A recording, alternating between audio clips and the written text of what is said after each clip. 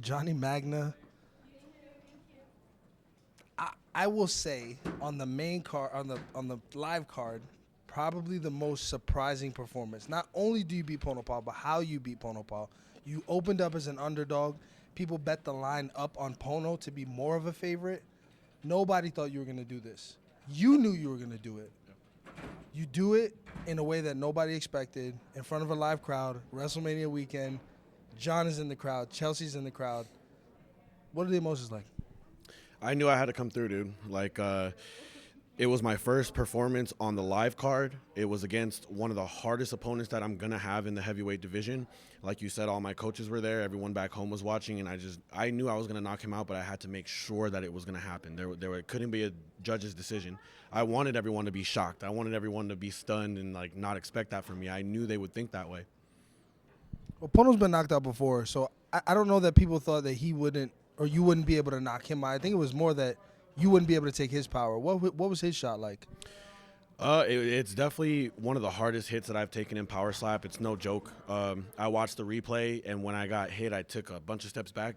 Didn't even feel like that. As soon as he hit me, whole body started vibrating. Couldn't really feel anything. It felt like I was standing still. But that guy, man, power.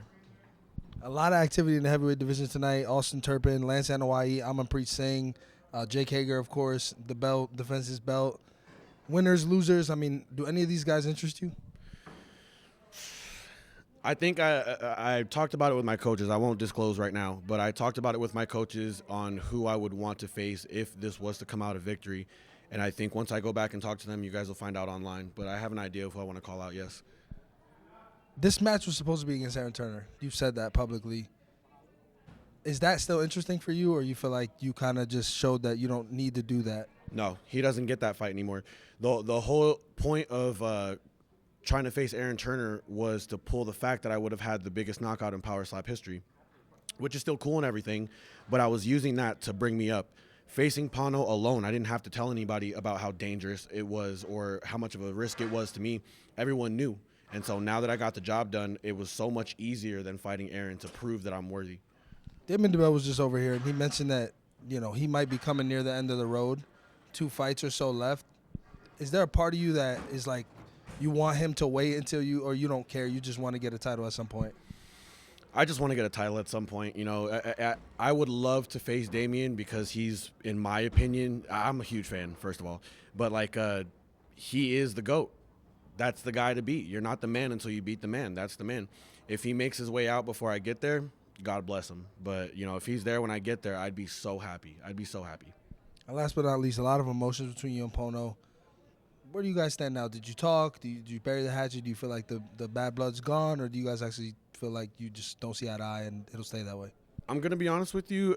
There was never really any bad blood on my side. I feel like whenever we had our interviews with my first fight, Ryan, I said things that were 10 times worse, and I was making comments that were just out there. Wearing shirts and putting up signs. Yeah, dude, I made a fuck Canada shirt, and he was chill about it and everything. But I don't know. I think in a way, Pono, what I saw from the way he was acting was that he needed to believe in himself. I think he acted that way because he wanted other people to think he was crazy. He wanted me to think he was crazy. He wanted to feel like he was something that he wasn't. But there was never any bad blood between us. I never hit him up and was like, oh, I'm going to take you out or anything. A fan made a comment. I replied saying, hey, you already know. And he stirred this whole thing up in his head. Now, did I go with it? Absolutely. He's not going to out crazy me. If anyone wants to bring it to that level, I'll match you there. But it was never my job to bring it there. So all props to him, bro. He's a tough motherfucker. Yeah, you're pretty good at the mind games.